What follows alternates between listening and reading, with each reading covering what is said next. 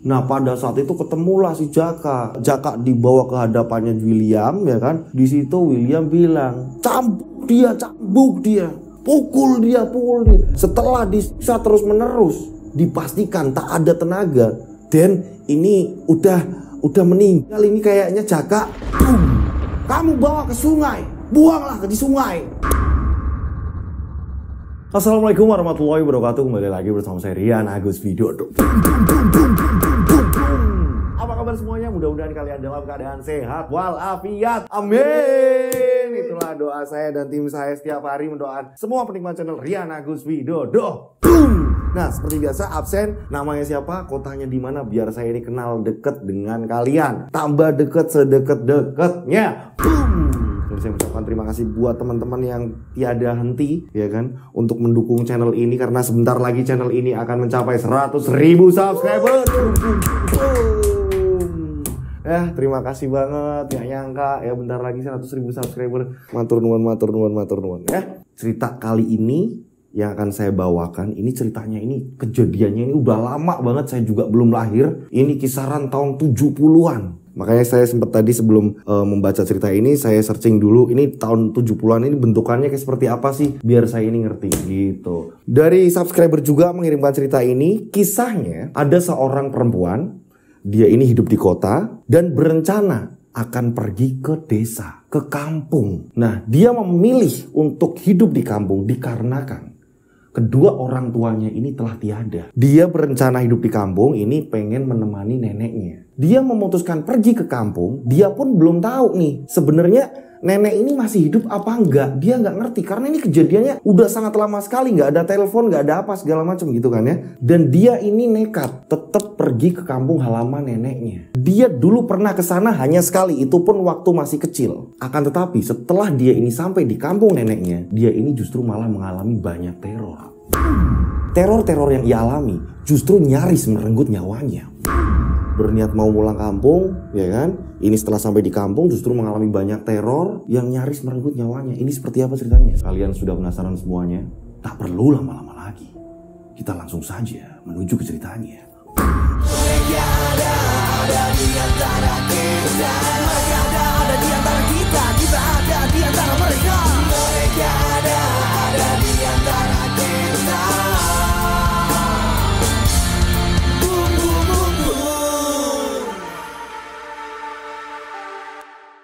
Seperti biasa, ini dari pengirim cerita ini meminta semuanya disamarkan untuk keamanan bersama. Mulai dari nama, tempat, lokasi, segala macam ini disamarkan. Kejadian ini sudah sangat lama sekali.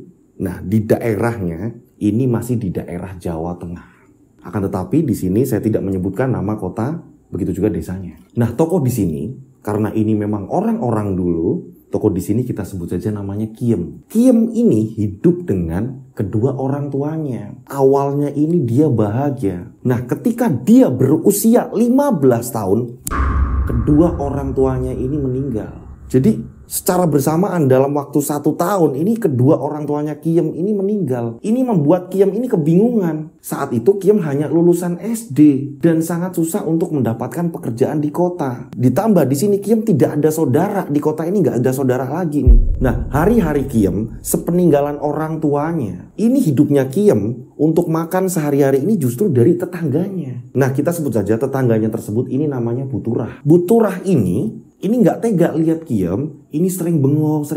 Buturah ini ngajak ngobrol Kiem. Yem, emang kamu nggak ada lagi saudara di kampung atau di mana? Kiem pun menjawab, jadi sebenarnya Kiem ini masih punya keluarga bu, tapi itu adanya di kampung bu. Loh, siapa toh Yem? Nggak tahu bu yo, masih hidup apa enggak? Lah yo siapa? Nenek bu. Nenek? Yo susah yo Yem yo. Kalau kamu tinggal di sana berarti kamu harus tinggal sama nenek kamu. Iya, kalau keadaan ekonomi nenek kamu ini mencukupi yo Yem yo, biar kamu ini sekolah lagi. Iya bu, tapi mungkin satu-satunya ya Yem harus ke sana sih bu.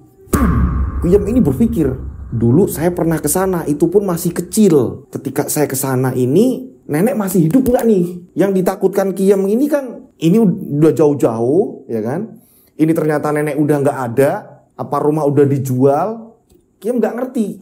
Karena pada saat itu ya kan, jarang sekali orang ini pulang pergi ke kampung gitu, yang udah di kota-kota jarang sekali. Karena apa? Untuk akses transportasinya itu nggak kayak sekarang mudah, hingga jarang sekali orang untuk pulang kampung.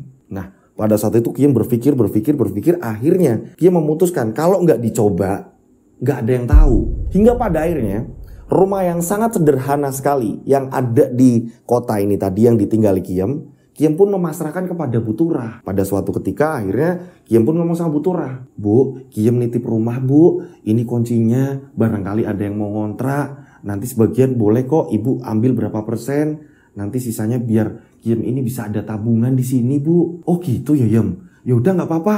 "Lah terus kamu yakin mau ke kampung?" "Iya Bu, Kiem mau ke kampung Bu." Hingga pada akhirnya kunci diserahin ke Bu Turah, Kiem pun akhirnya nekat nih. Ada tabungan, ini tabungan dari orang tuanya, ini dipakai Kiem nih akhirnya untuk ongkos pergi ke kampung. Pada saat itu Kiem pun minta diantar Bu Turah ke terminal. Sesampainya di terminal, Kiem pun bilang sama petugas terminalnya, "Pak, kalau alamat ini, kampung ini, desa ini, kira-kira naiknya bis apa ya Pak?"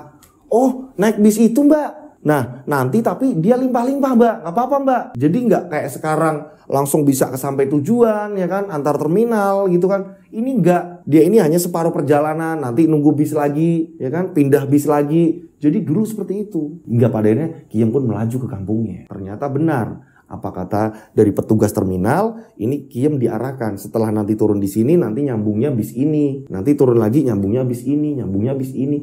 Sampailah Kiem di kampung tersebut.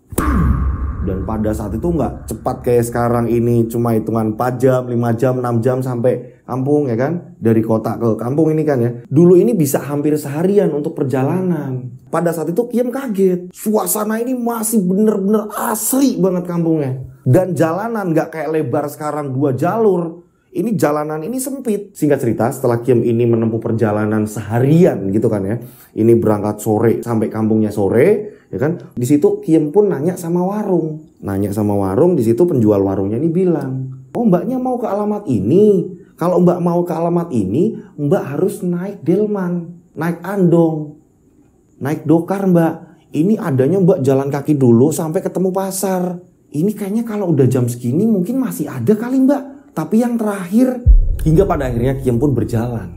Akhirnya sesampailah di pasar tersebut yang dimaksud dari penjual warung tadi. Sesampainya di situ Kiem ini nyari, masih ada delman nggak ya? Masih ada andong nggak ya? Kiem pun nyari dan ternyata bener masih ada. Setelah itu Kiem pun bertemu dengan kusirnya nih. Kiem nanya, "Pak, saya mau nanya Pak, kalau ke arah desa ini saya bisa naik delman ini nggak Pak? Saya bisa naik dokar ini nggak Pak?" "Wah, kalau desa itu lumayan jauh Mbak. Saya juga sebenarnya nggak ke arah situ sih pulangnya Mbak. Sebentar lagi juga saya mau pulang."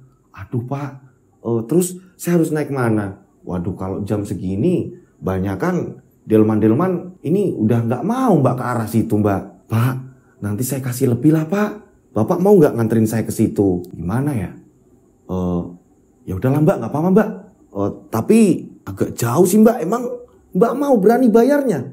Dilebihin gitu?" "Enggak Pak, nggak apa-apa Pak." Akhirnya Kiem pun naik dokar tersebut. Jalanlah ini dokar. Memang jalannya ini nggak ada yang aspal. Di kampung ini udah batu-batuan, ya kan, tanah liat. Hanya seperti itu. Nggak ada aspal, ini nggak ada. Nggak kayak sekarang, nggak ada.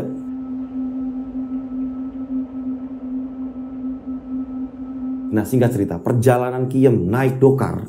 Ini Kiem benar-benar melihat kiri kanan. Hutan yang sangat lebat sekali. Sawah yang sangat banyak sekali. Bener-bener di situ sejuk sekali. Kiem menikmati perjalanannya. Di kota nggak seperti ini. Nah, Kiem pun naik dokar itu tadi. Dak. Singkat cerita, kurang lebih hampir 2 jam. Kurang lebih nih. Kiem pun tahu ini udah mau maghrib. Nah, pada saat itu, ini tiba-tiba kuda ini susah dikendalikan. Pak kusir ini sampai kebingungan nih. Ayo jalan lagi. Ini kuda mulai susah dikendalikan nih. Dia tiba-tiba berhenti, nanti dicambuk-cambuk lagi, dia baru jalan. Kiem pun tanya, "Pak, kenapa Pak kudanya?" "Saya juga nggak tahu Mbak, nggak seperti biasanya ini." Nah, dicambuk-cambuk lagi, jalan lagi. Dan gak lama kemudian ketemulah sebuah jembatan. Ada sebuah jembatan besi dan di tengah-tengahnya ini ada rel kereta lori, kereta tebu. Jembatan tersebut ini memang sudah dari zaman Belanda. Pada saat dokar ini melintas, anehnya udah nggak mau jalan ketika sudah berada di tengah-tengah jembatan tersebut. Boom! Ayo jalan lagi. Woi, jalan meneh. Ayo. Dicambuk-cambuk ini kuda. Udah nggak mau jalan. Pak, kenapa Pak? Ini udah mau menjelang maghrib kok Pak. Pada saat Kiem ini lihat kiri kanan ya kan, ini sudah mulai gelap dan Kiem ini ingat dulu saya juga pernah nih waktu kecil lewat jembatan ini. Pernah digendong bapak waktu itu. Akan tapi sudah lama sekali. Ayo jalan meneh. Ayo. Justru kuda tersebut ini malah merebahkan diri. Kok ini? Ayo. Kiem pun bingung. Pak, ini gimana? Bentar Mbak. Ayo jalan Ayo, dicambuk-cambuk. Dan pada saat itu kuda ini justru malah geleng-geleng kepala. Dia ini gak mau jalan nih posisinya. Hingga pada akhirnya Pak Kusir ini turun. Dia memaksa kuda untuk berdiri lagi. Talinya ini diangkat. Tali yang di bagian di mulut ini diangkat. Ayo berdiri. Kuda ini gak mau. Dia kepalanya ini pengen belok. Gak mau meneruskan perjalanan. Boom. Saat itu juga Pak Kusir akhirnya nyamperin Kiem. Mbak, mohon maaf saya gak bisa nganter lagi ya Mbak. Saya gak bisa Mbak. Udah saya nggak mau jalan Mbak. Dan saya ngerasain hawa yang nggak enak Mbak. Ini tepat di tengah-tengah jembatan. Ini aja Mbak. Ini Mbak mending bayar separuh aja Mbak, lanjut jalan kaki Mbak. Loh Bapak ini gimana sih Pak? Ini kan saya masih jauh Pak. Kalau saya jalan ini kan, ya ampun Pak, saya ini perempuan Pak. Ini sepi banget Mbak. Tapi gimana lagi, kuda saya ini nggak mau jalan Mbak. Masa iya saya harus maksa-maksa Mbak? Dia ini kayak gini Mbak, lihat sendiri. Udahlah terserah Mbak. Yang jelas kuda saya nggak mau lanjutin perjalanan Mbak. Saya minta bayaran dan separuh aja nggak apa-apa. Ya ampun Pak, tolonglah Pak. Mbak, mau gimana coba ini? Kuda saya ini udah nggak mau jalan Mbak. Ya udahlah Pak. Hingga pada akhirnya ini Kiem nurut. Kiem membayar separuh. Yang tadinya ini mau 2 kali lipat. Jadi berarti kan hanya sekali jalan kalau hitungan normal jalan. Dan setelah itu anehnya ketika Kiem ini melanjutkan perjalanan, Kiem ini masih jalan di jembatan. Anehnya, ketika Kiem ini melihat ke belakang, kuda tersebut ini justru malah berdiri lagi. Ayo, mau jalan lanjut apa gimana? Ayo. Kuda ini nggak mau. Kuda nggak mau melanjutkan perjalanan. Setelah Kiem ini jalan di seberang jembatan, Kiem melihat kuda tersebut, ya kan, dokar tersebut ini sampai jalannya ini dipaksa mundur. Nggak mau meneruskan perjalanan, nggak tahu kenapa. Kiem pun akhirnya jalan kaki. Gak ada orang satupun. Posisi ini udah maghrib. Sepanjang Kiem jalan, Kiem ini mengingat-ingat, ini lewatnya mana ya? Kok gak ada satu orang pun. Belum ketemu rumah. Pada saat itu Kiem melihat di kiri kanannya ini ada sawah ya. Ini Kiem aneh aja lihatnya. Anehnya kenapa? Ini sebagian sawah ini ada yang tumbuh, sebagian sawah ini ada yang gersang. Tanahnya ini bener-bener tandus, bener-bener yang parah keringnya. Kok aneh ya? Yang sebelah sini subur, yang sebelah sini enggak. Jalan kaki lagi Kiem. Udah ngelewatin kebun-kebun, udah ngelewatin sawah-sawah, ngelewatin kebun-kebun lagi, ngelewatin sawah-sawah lagi. Terus menerus seperti itu. Dan jalan semakin menyempit. Nah, hari semakin gelap. Di sini Kiem ini sembari mengingat-ingat, ini jalanan bener gak ya? Ini setelah jembatan nanti kan masih ada jalanan, nanti baru masuk kampung. Tapi kok lama? Kiem terus jalan.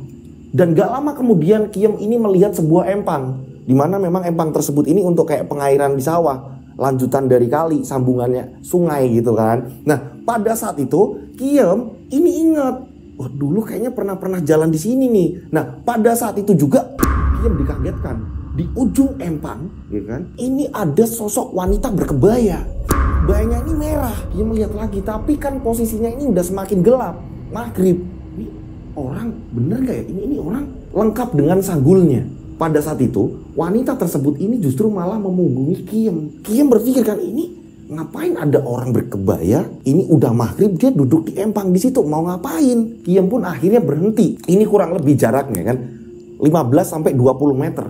Kiem ini manggil-manggil orang itu. Mbak, numpang nanya Mbak. Ini wanita berkebaya tadi, ini sama sekali gak mendengar Kiem manggil. Itu orang kok gak nengok-nengok ya? Tak panggil-panggil. Kiem akhirnya mau gak mau nih ya kan, sedikit turun. Dia ini jalan di pinggir empang. Dia ini arahnya ini mau jalan kaki menuju ke wanita tersebut. Nah, mungkin kurang lebih jaraknya ini tinggal 10 meter lagi. Kiem ini manggil lagi. Mbak. Kok gak denger? Pada saat itu Kiem merinding. Jangan-jangan Kiem langsung balik arah, terus langsung naik ke jalan. Saat itu Kiem lari dia. Kiem ketakutan. Kiem lari dengan ngos-ngosan. Kiem mulai tenang ketika Kiem melihat sebuah rumah. Wah, udah ada rumah ini. Berarti udah masuk perkampungan ini. Kiem di situ narik nafas lega. Jalanlah Kiem, dan ternyata benar. Ini ada seorang ibu-ibu pulang dari musola, ya kan, dengan mukena segala macam lengkap. Kiem pun tanya, "Bu, numpang nanya." Iya Mbak, mau tanya apa ya Mbak?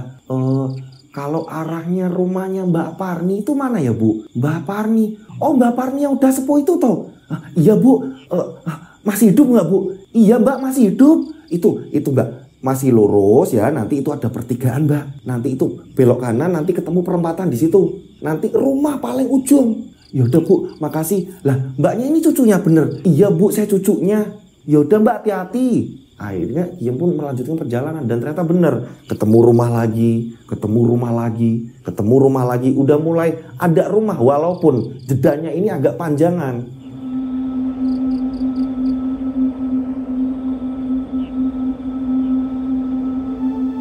Sesampainya di situ ya kan, itu rumah paling ujung, nggak ada rumah lagi. Dia memastikan, oh iya, saya ingat rumahnya ini masih utuh dengan gubuk, masih utuh di situ. Dia ingat ini bentukannya kayak gini. Cuma memang udah ada mungkin perbaikan mungkin dari warga atau apa. Ada beberapa bagian yang depannya ini kayak dibikin kayak ada pagar anyaman gitu. Pada saat itu, ini dia langsung ngetok pintunya. Dek dek dek, assalamualaikum, Mbah, assalamualaikum. Dek dek dek dek, diketok lah sama Kiem. Gak dibuka-bukain.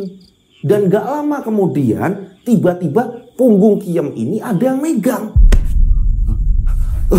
Mbah, ternyata Mbak Parni. Kamu siapa? Kamu siapa? Kamu tamu dari mana kok bawa tas-tas kayak gini? Mbah, ini Kiem Mbah. Kiem? Ya ampun nak.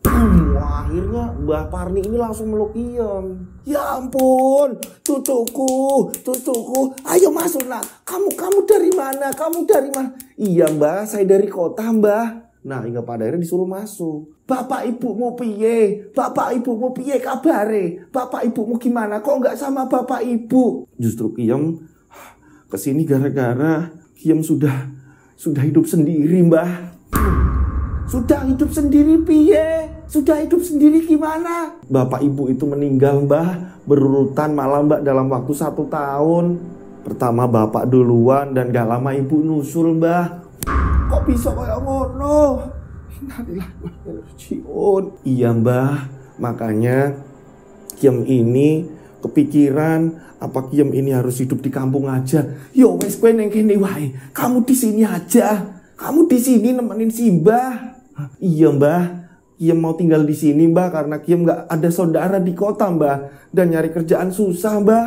Ya udah, ayo makan dulu, Mbah masak itu. Akhirnya Kiem pun disuruh makan. Kiem pun bingung di situ. Lah, ini makanan apa? Karena Kiem nggak ngerti, biasa hidup di kota gitu kan ya. Ini Kiem bingung, ini makanan apa? Ini ternyata nasi jagung. Kiem juga baru ngerti. Gak lama kemudian mereka ini ngobrol-ngobrol gitu kan. Memang belum ada listrik di kampung itu. Ini hanya pakai lampu templok. Kiem pun ngobrol-ngobrol sama neneknya, melepas rindu. Neneknya juga lihat pas waktu Kiem ini kecil, sekarang ini Kiem udah remaja gitu kan ya. Kakeknya ini pangkling juga, apalagi udah sepuh, udah tua. Gitu kan ngobrol. Singkat cerita keesokan harinya nih, mbahnya ini mulai nunjukin. Nek arep adus, kalau mau mandi, ayo tak kasih tahu Mbah, tak kasih lihat, ayo, jalan, dikasih lihat.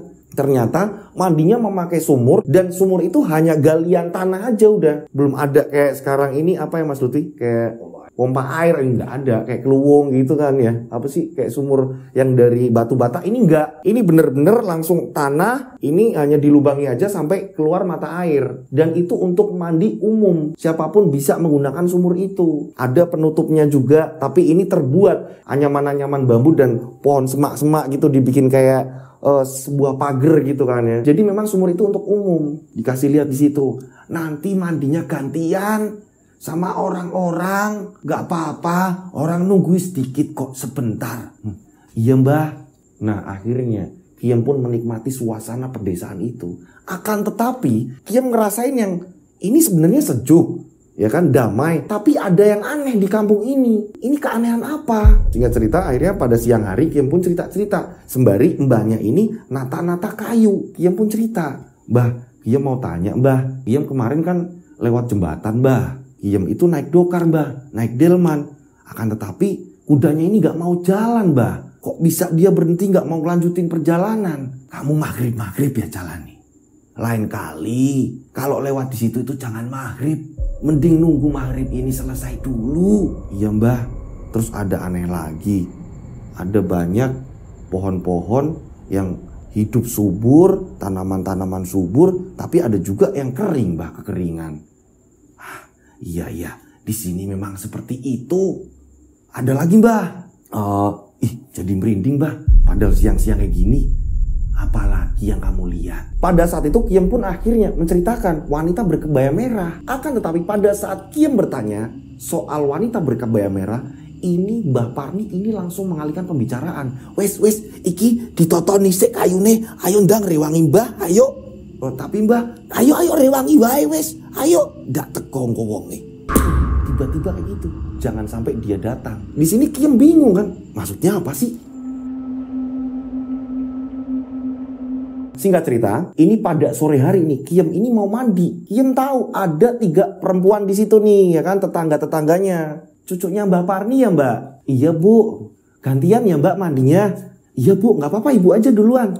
Akhirnya Kiem pun menunggu nih giliran nih. Ibu pertama udah selesai, ibu kedua dan ibu ketiga. Di sini karena Kiem ini urutan terakhir, ya, Kiem memastikan gak ada orang lagi. Kiem mikir, aduh ini sebentar lagi maghrib. Padahal pada waktu mau berangkat mandi, ini Mbak Parni udah sempat ngingetin, jangan sampai mandi ini menjelang maghrib. Tapi gimana, orang di situ ngantri, ya kan? Ini akhirnya setelah semuanya selesai, mau gak mau, berarti Kiem ini mandi menjelang maghrib. Masuklah Kiem ke sumur tersebut, ditutuplah pagarnya, ya kan? Ditutuplah pagarnya, Kiem mulai membuka baju dan Kiem mulai mandi. Di situ ada gentong juga, ya kan? Kiem ini mandi. Setelah Kiem mandi, ya kan? Kiem menggunakan kemben, selendang gitu kan ya. Ini tiba-tiba ada kayak pergerakan orang di luar sumur, kayak ada orang pergerakan, kayak ada orang ngantri. Nah, Kiem pun ngomong, "Sebentar ya, sebentar lagi selesai kok." Kok nggak ada yang jawab? "Saya Kiem, cucunya Mbak Parni." Dan gak lama kemudian terdengar kentongan tanda maghrib. Tok tok tok tok tok tok tok tok. Gak ada listrik, jadi memang tanda maghrib, sholat apa segala macam ini pakai kentongan. Nah, pada saat itu Kiem yang udah selesai, ya kan, Kiem mau keluar, dibukalah pagar. Saat pagar ini dibuka, tepat di hadapan Kiem, ini wanita berkebaya merah tadi ini tepat berada di depan Kiem. "Kamu siapa? Kamu siapa? Kowe sopo? Kowe sopo?" Kiem langsung lari di situ. Ini mukanya nggak kelihatan. Jadi ini hanya nunduk dengan berkebaya merah. Ini Kiem lari ke birit-birit. Setelah sampai di rumah, neneknya ini mau berangkat ke musola aja sampai nungguin Kiem. Nah, gak lama kemudian Kiem ini masuk. Mbak, kenapa? "Mbak, ada setan di belakang, Mbak. Kan Mbak udah bilang, kalau udah terlanjur nunggunya lama ya udah nggak usah. Karena di kampung ini pantangan. Kalau orang mandi maghrib ini pantangan. Ngerti kamu?" "Iya, Mbak. Udah ganti baju. Ayo, musola." "Iya, Mbah." Akhirnya Kiem ganti baju. Setelah ganti baju barulah ke musola. Singkat cerita, berapa hari kemudian setelah kejadian itu, Kiem ini pulang sholat isya bareng neneknya. Setelah itu Kiem ini duduk-duduk di depan rumah. Kiem ini pengen menikmati suasana malam harinya seperti apa. Memang sepi banget sepi. Dan depan rumah ini hanya penerangannya ini menggunakan lampu minyak tadi. Per rumah ini ada, satu rumah ini ada. Nah, rumahnya nenek ini kan rumah paling ujung nih, ya kan, rumah paling ujung. Jadi Kiem bisa melihat tetangganya ini hanya di sebelah kiri. Karena sebelah kanannya nenek ini udah hutan, udah perkebunan. Jadi Kiem bisa melihatnya ini rumah tetangga yang sebelah kiri. Itu pun yang ada di depan gitu. Nah, ada kebun lagi baru, nanti ada rumah lagi gitu. Tetangga terdekatnya ya cuma itu tadi, rumah yang ada di depannya, tapi agak ke kiri. Gak langsung hadap-hadapan ini, gak. Pada saat Kiem duduk di situ, mbaknya ini bilang, "Masuk, Mbak ini mau masak, bantuin ayo." "Ya Mbak, bentar." Sebentar aja Mbah, Kiem pengen duduk-duduk di sini. Ya udah, nanti kalau udah masuk yo. Iya Mbah. Kiem duduk di situ sambil merenung. Kok hidup di kampung kayak gini ya, ngeri ya. Kiem berpikir seperti itu. Nah, gak lama kemudian saat Kiem ini sedang bengong ya kan, sedang bengong, Kiem kaget. Tiba-tiba ini dari sebelah kanan ini kan kebun nih. Kiem mendengar nih kayak ada suara langkah orang. Kerusak. Kiem kaget. Pada saat itu Kiem ini melihat ini ada kaki melangkah tanpa badan. Apa itu? Kiem ini liatin kaki tersebut. Nah anehnya kaki tersebut justru ketika Kiem ini liatin kaki tersebut justru masuknya ke rumah yang ada di sebelah kiri. Kaki tersebut ini masuk ke rumah itu. Selang berapa detik tiba-tiba ada teriakan perempuan teriak-teriak minta tolong. Tolong. Mbah, akhirnya Mbah Parni keluar. Ono apa? Mbah, itu ada orang teriak-teriak tolong. Lah, kesurupan mana boyo? Kesurupan lagi apa ya? Kiem, ayo masuk. Beberapa warga sebelum Kiem masuk ke rumah, ini ada yang masuk ke rumah itu. Jadi kayak nolongin gitu. Nah Kiem pun tanya, Mbah itu apa Mbah? Tadi Kiem melihat Mbah, itu ada kaki tanpa kepala terus langsung masuk rumah itu. Wes, orang usah cerita. Jangan cerita yang kayak gitu. Udah, ngodenin teko. Nanti dia datang. Kalau dicerita-ceritain nanti dia datang, kata Mbak Parni. Akhirnya udah Mbak Parni ini kayak mengalihkan pembicaraan terus. Dang mangan, ayo makan.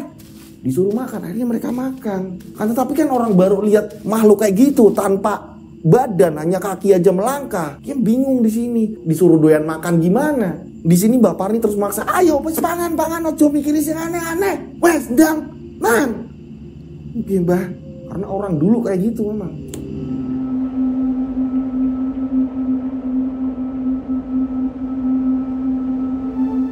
Singkat cerita, 1 bulan sudah Kiem di situ. Setelah Kiem ini melihat beberapa makhluk yang tak kasat mata dan akhirnya Kiem ini bisa melihat, gitu kan ya. Ini terakhir ini Kiem melihat kaki ini tadi, kaki tanpa badan. Sebulan kemudian ini Kiem nggak diliatin lagi nih, ya kan? Jadi Kiem udah 1 bulan di situ. Kiem mulai membantu neneknya, kadang-kadang nyari kayu, kadang-kadang ikut nanam apa di belakang rumah. Nggak kerasa ya Mbah, udah mau 1 bulan Kiem di sini. Yo wes dibetah-betahke. Yo, Mbah juga nggak ada siapa-siapa di sini. Hidup ya sebatang kara. Ini kan sekarang ada kamu, ada cucu. Yo, dibetah-betahke. Ngundang ono sing lamar. Nanti bakalan ada yang lamar. Nggak apa-apa. Kiem pun bilang, Kiem sebenarnya masih pengen sekolah Mbah. Ora usah. Wes, ngundang ono sing lamar. Gue mesti ono sing lamar. Nah, berapa hari kemudian masuklah di bulan penghujan. Hujan nih, petir terus menerus. Hujan di sore hari, hujan lebat. Nah, pada saat itu Mbah Parni ini lihat ke atas, lihat ke atap. Kenapa Mbah? Aku kok wedi. Iki prengsing ning kene, iki iso roboh iki iso ambruk iki. Aku takut. Saya takut ini bambu penyangga rumah ini yang di tengah, ini kalau lepas ini bisa roboh ini. Kubuk iki wis tuwa. Mbah takut kalau rumah ini roboh. Nah, pada saat itu akhirnya Mbak Parni ini kayak udah punya firasat nih. Ini kalau hujan terus-menerus seperti ini, bisa-bisa ini roboh. Dan ternyata benar. Mbak Parni ini mengajak di luar malah. Akan tetapi ini masih ada atapnya ya. Di rumah depan ini masih ada atapnya. Ini Mbak Parni bilang, wes kene sik ora apa-apa. Ojo ning jero. Dan ternyata bener. Kretak.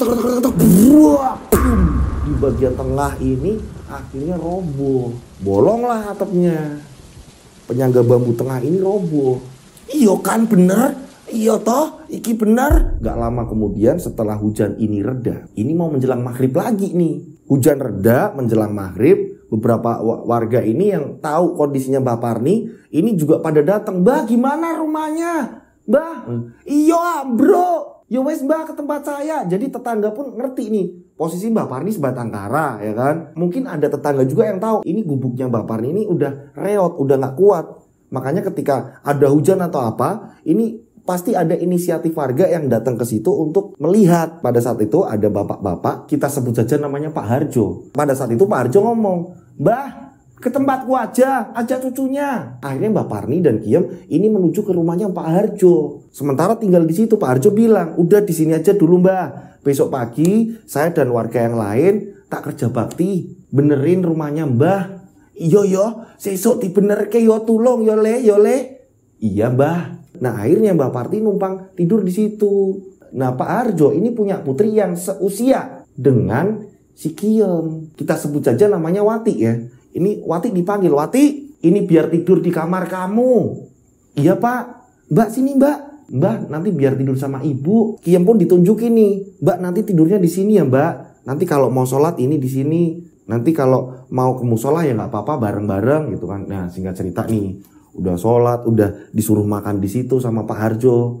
Gitu kan. Bisa dikatakan Pak Harjo ini orang yang sosialnya tinggi, peduli sama lingkungan. Setelah pada malam harinya mereka pun berarti tidur di situ, nginep di situ. Kiem ini cerita-cerita sama Wati. Wati sendiri ini nggak sekolah, sama sekali nggak sekolah. Kiem cerita, oh di kota ini kayak gini, berbagi pengalaman.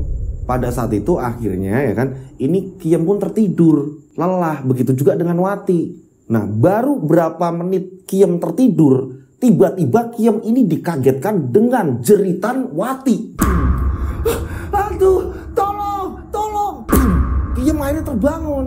Akan tetapi di sini Wati segera menutup matanya, hanya mengacungkan jari. Hantu itu datang lagi. Saat itu juga Kiem ini langsung lihat ke atap. Dan Kiem melihat ini makhluk yang berkebaya tadi itu muncul dengan merayap di bambu-bambu atap rumah. Kebaya merah ya kan, sanggulnya ini lepas dan rambutnya ini panjang terurai sampai ke tanah. Kiem ketakutan sampai nggak bisa ngomong. Nah justru malah yang mengeluarkan suara ini malah dari ceritanya si Wati. Tolong. Dan gak lama kemudian Pak Harjo dan istrinya ini masuk ke kamar. Ono poti. Itu pak. Kiem pun langsung menunjukkan, Pak, itu Pak. Nah anehnya mereka gak lihat. Orang opo. Ketika Kiem lihat lagi, ini udah gak ada. Di sini Pak Harjo ngomong, Eling, ojo diomongin meneh. Jangan dibilangin lagi.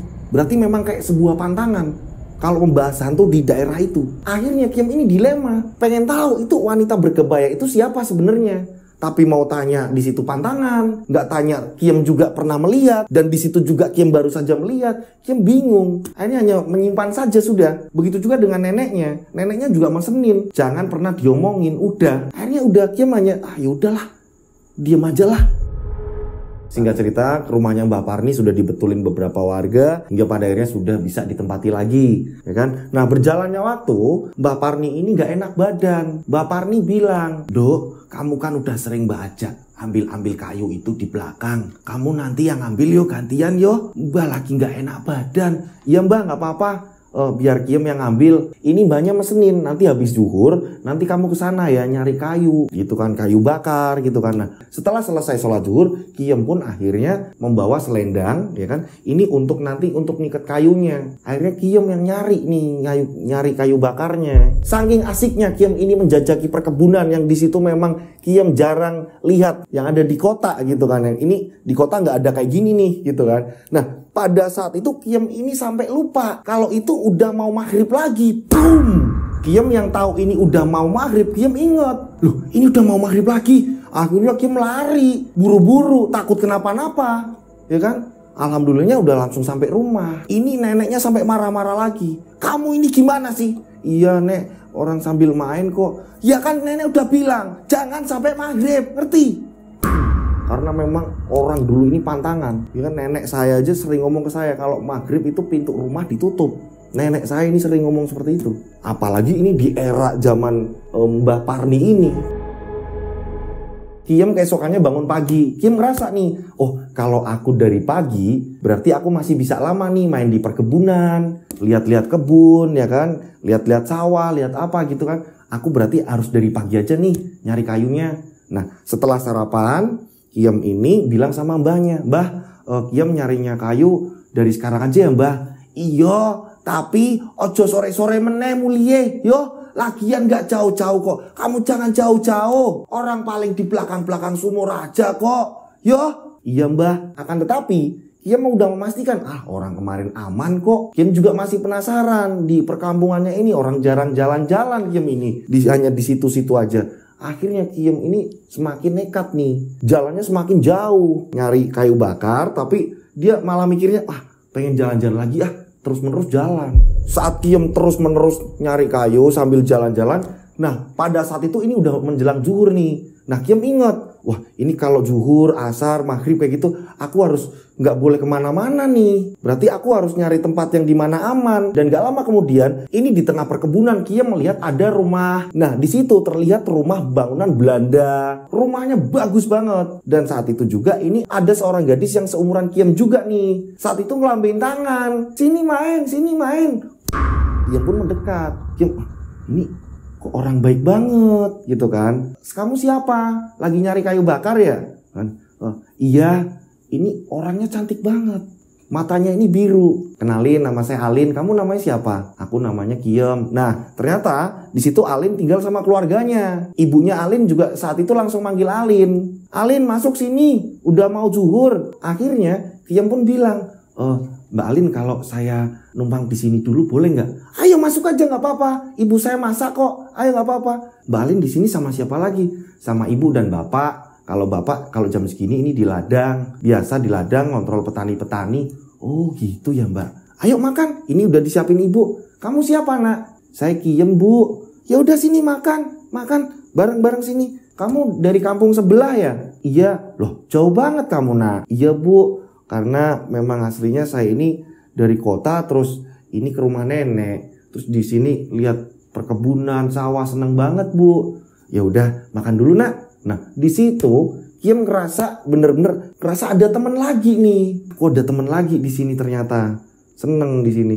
Kiam ini mau tanya soal yang wanita berkebaya itu, tapi Kiam inget lagi nih pesennya. Padahal pengen nanya juga nih, mumpung udah jauh dari kampung. Kiam juga pengen tanya, ini gimana? Ada apa ini? Tentang makhluk yang berkebaya itu. Tapi Kiam, udahlah. Nah setelah makan selesai, Kiam pun berpamitan. Dan ibunya ini bilang, kamu di rumah ada siapa? Ada nenek saya. Ya udah tak bungkusin buat nenek ya. Dibungkusin makanan. Nah setelah dibungkusin makanan, memang tempatnya itu bagus banget. Jadi nggak jauh dari bangunan Belanda itu, ini terdapat sungai yang sangat besar sekali. Yang dimana tembusannya sama jembatan yang dimana Kiam ini pernah berhenti saat kudanya ini nggak mau jalan. Kalau itu dilurusin sungai itu. Setelah itu Kiam ini udah dapat jajan, ya kan? Kiam pun berpamitan. Besok lagi main ke sini kalau nyari kayu. Iya Bu, Alin saya pulang dulu. Iya hati-hati, hati-hati loh ya. Pulangnya jangan sampai maghrib. Kiam ingat, iya ya. Aku pokoknya kalau sampai rumah jangan sampai maghrib gitu. Kiam pun akhirnya pulang. Nah pada saat itu Kiam pun masuk ke rumah. Nek, ini aku bawa jajan nek, bawa makanan. Enak loh nek.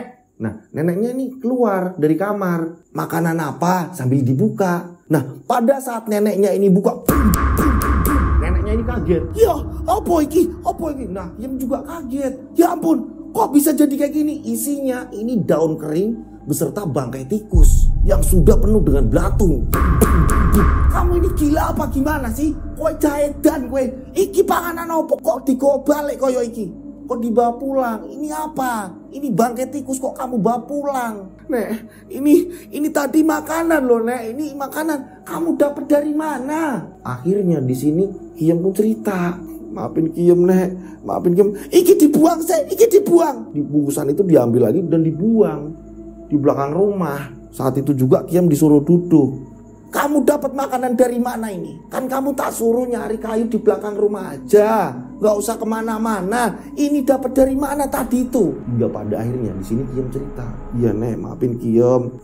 Tadi itu Kiam ini sampai ke seberang-seberang, nyebrang perkebunan, terus lewat sawah-sawah dan ketemu perkebunan lagi, dan di situ ada perempuan cantik tinggal di rumah Belanda Nek. Dan Kiam disuruh mampir ke situ. Kiam ditawarin makan, Kiam makan di situ.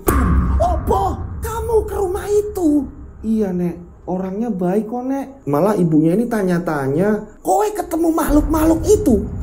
Makhluk-makhluk Nek? Kamu ke rumah itu? Kamu sempat masuk? Ya masuk lah Nek. Orang duduk di situ, terus perabotannya bagus-bagus. Terus bapaknya ini katanya lagi ngontrol ladang di sawah. Kowe ngerti?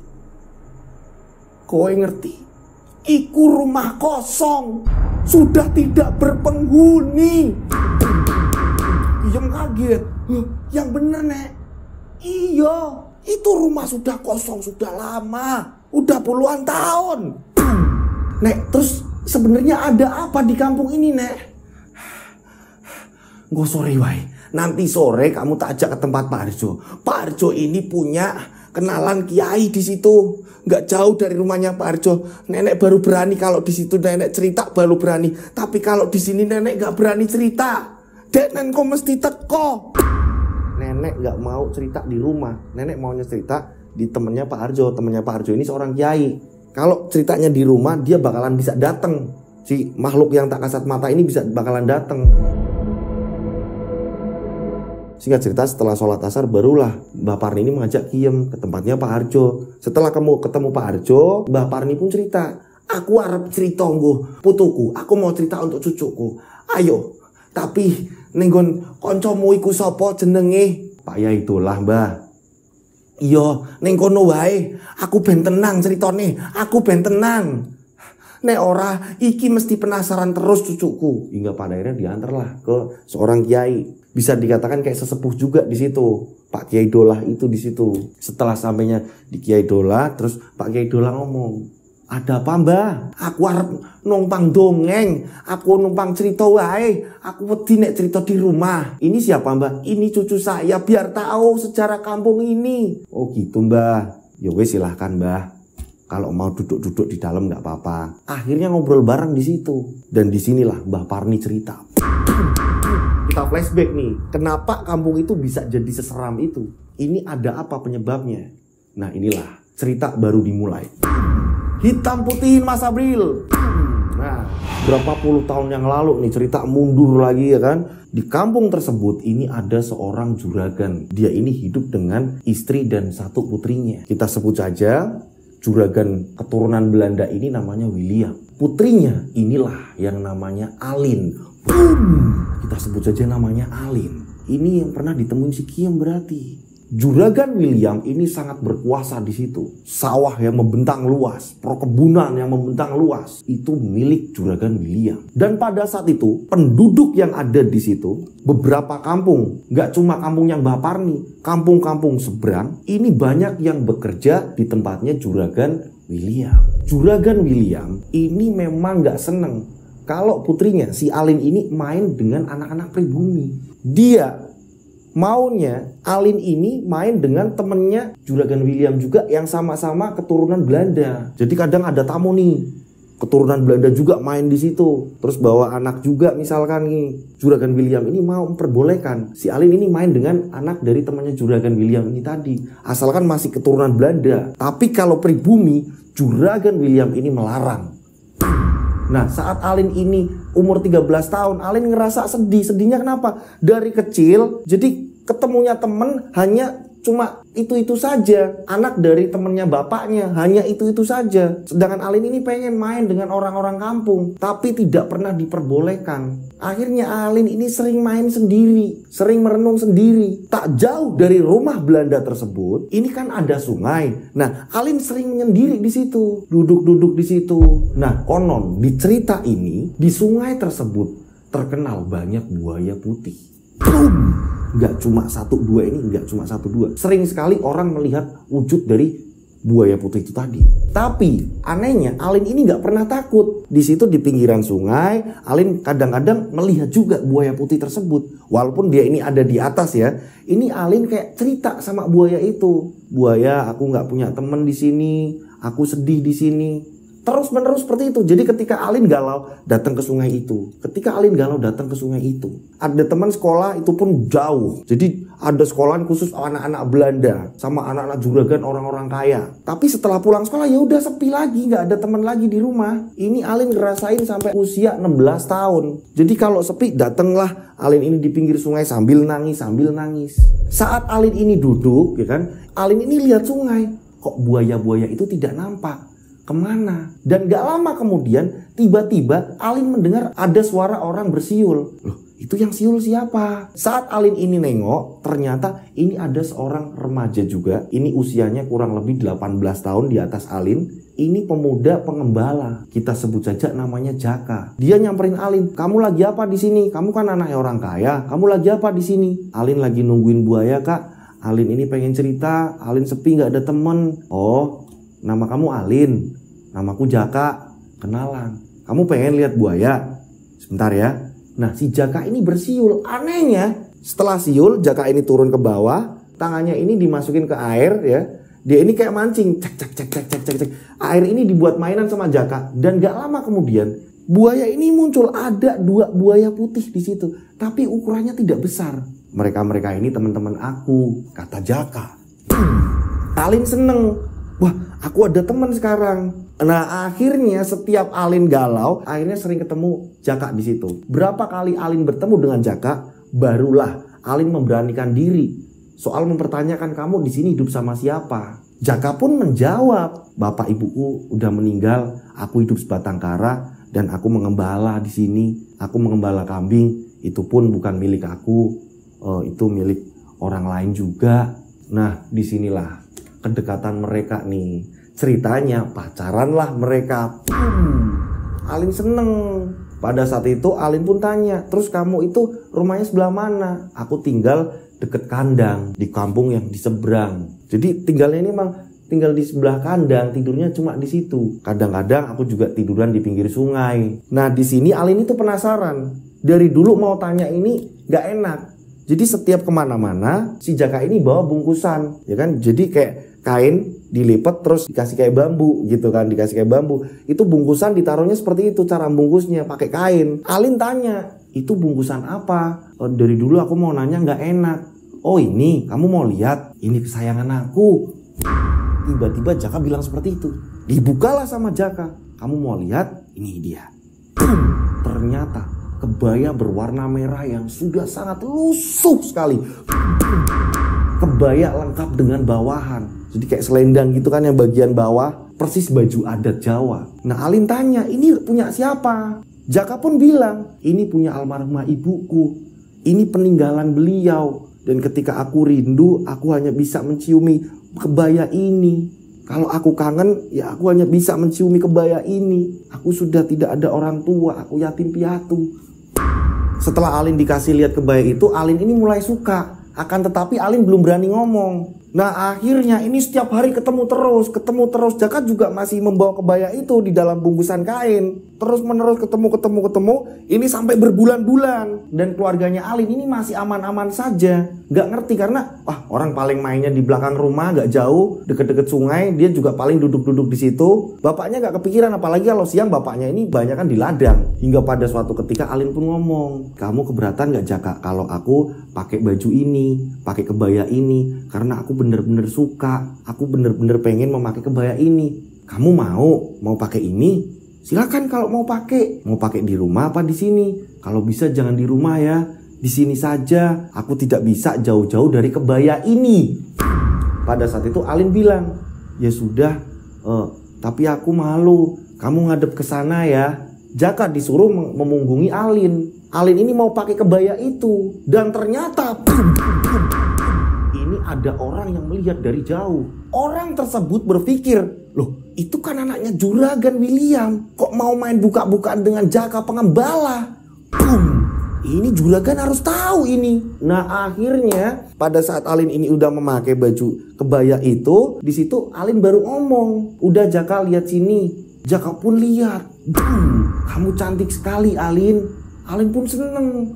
Dan ukurannya ini pas di Alin. Nah, singkat cerita setelah dilepas lagi sama Alin, dikembalikan ke Jaka, Alin pun pulang. Ternyata Juragan William sudah menunggu Alin. "Kamu bohongin bapak." Alin dimarahi di sini. Juragan William ini panas. Dengar laporan warga, ini udah pasti ini ke arah hubungan badan. Pada saat itu Alin ini disiksa sama Juragan. Disuruh masuk kamar, dikunci, dimarahin segala macam. Dan di situ Juragan William mengumumkan ke semua pegawai-pegawainya, karyawan-karyawannya, yang dimana Notabene ini mereka asli pribumi di situ. Hampir 70% ini pegawainya Juragan William di beberapa kampung yang deket-deket di situ. Nah, pada saat itu Juragan William ini murka. Cari yang namanya Joko, bunuh.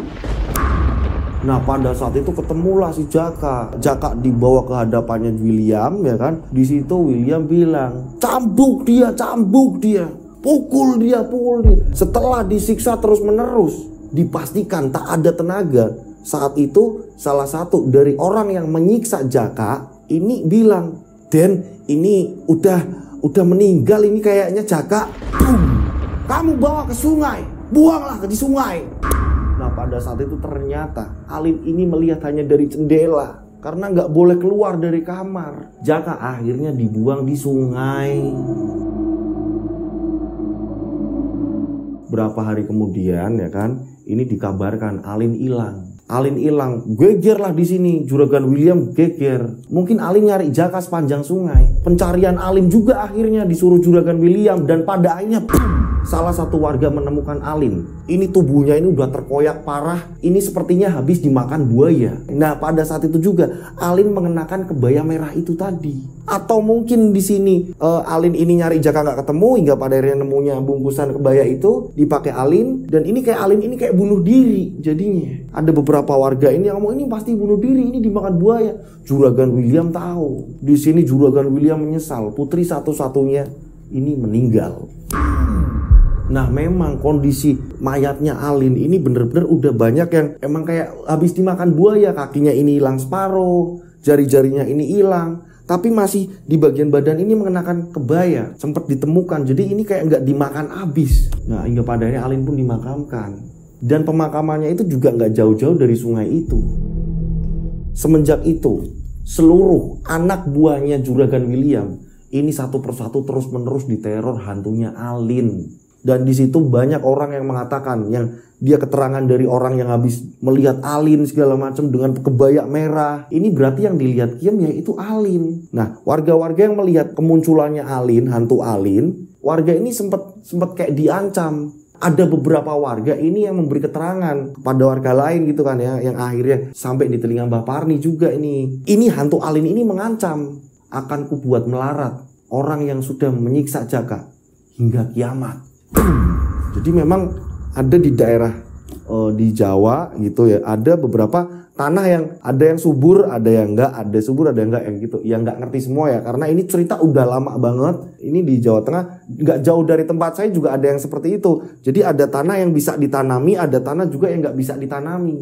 Ini memang 70% dari pegawainya Juragan William ini sering sekali yang namanya diteror hantu Alin. Hantu Alin berkebaya. Ini puluhan tahun terus-menerus berjalan hingga sampai akhirnya Kiem pun diliatin. Nah, itulah flashbacknya seperti itu. Kita balik lagi di mana Mbah Parni ini menceritakan itu ke Kiem. Mbah Parni akhirnya bilang, seperti itu ceritanya. Dan kamu tahu, kakek buyutmu, bapaknya Mbah Parni, itu juga dulu anak buahnya Juragan William. Jadi kakek buyutnya Kiem ini dulunya juga ikut jadi pegawainya Juragan William juga. Mungkin ikut pencarian dan penyiksaan juga mungkin. Karena pada saat itu kan tahunnya udah lama banget. Karena pada saat itu memang banyak banget karyawannya. Karena pada saat itu memang pegawainya ini banyak banget. Yang saat itu memang disuruh nyari Jaka. Akhirnya Kiem pun paham tentang selama ini yang Kiem ini penasaran. Ini akhirnya Kiem terjawab, rasa penasarannya terjawab. Hingga pada akhirnya setelah Kiem ini mendengar cerita seperti itu, Kiem ini diwanti-wanti bahwa nanti kalau udah di rumah jangan cerita-cerita lagi seperti itu. Gitu. Berjalan waktu, semakin hari semakin kemajuan ya kan. Di situ mulai orang-orang berdatangan, rumah mulai rame gitu kan. Hingga pada akhirnya Kiem pun ada yang melamar. Hingga pada akhirnya Kiem pun punya suami, tinggal di situ juga. Dan gak lama kemudian juga Mbah Parni pun meninggal. Dan akhirnya di situ yang awalnya ini penuh dengan hutan, penuh dengan kebun segala macam, ini udah mulai penuh dengan rumah-rumah. Listrik masuklah di situ, perkembangan zaman. Kecampurnya orang-orang dari luar juga ya kan, orang luar dari kampung itu, ini membuat kampung itu menjadi rame dan teror itu mulai berkurang. Nah, kesimpulannya mungkin yang masih berbau sanak saudaranya, para pegawainya Juragan William, ya kan? Mungkin ya, ini akan diteror terus mungkin. Soalnya di situ kayak ada pengancaman sampai hari kiamat. Ngeri banget itu. Ya kan? Katanya nih, konon katanya itu seperti itu. Jadi yang dulunya ini bekas-bekasnya atau mungkin buyutnya nih yang ikut di situ nyiksa segala macam, mungkin cucu-cucunya ini jadi kena imbasnya gitu loh. Nah, hingga pada akhirnya berapa tahun kemudian Kiem pun mengajak suaminya ini pindah ke kota karena Kiem bilang, aku punya rumah di kota. Mereka menjual rumahnya Mbah Parni dan pada akhirnya ini mereka pindah ke kota. Dan saat itu mereka kaget melihat rumahnya ini udah direnovasi. Dan saat di situ Kiem pun nyari Buturah. Ternyata Buturah ini udah meninggal juga.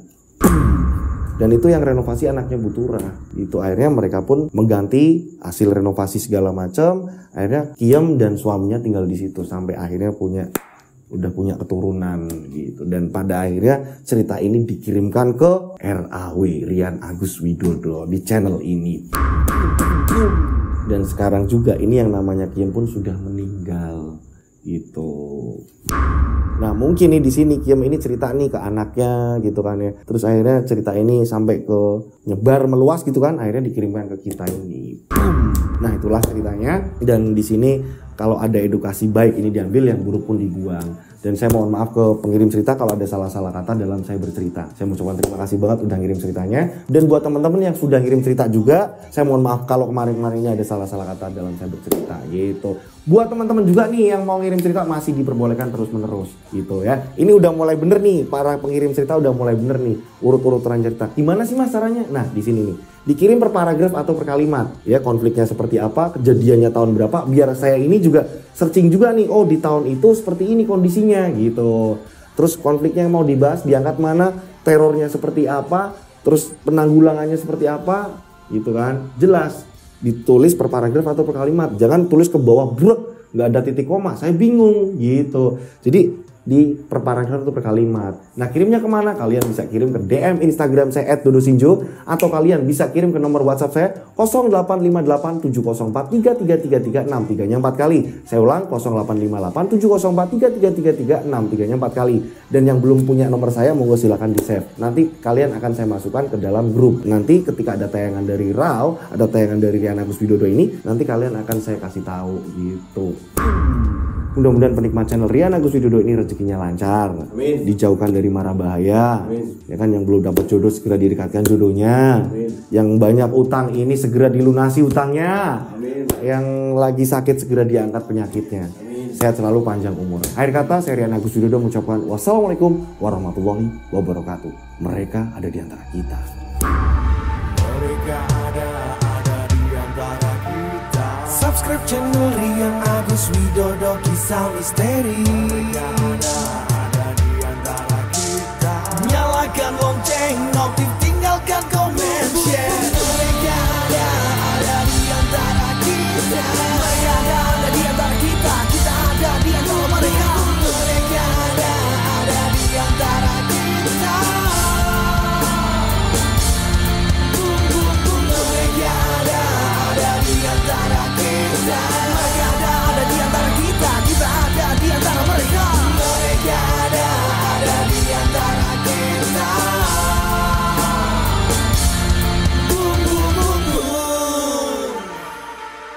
Mereka ada di antara kita. Subscribe channel Rian Agus Widodo, kisah misteri.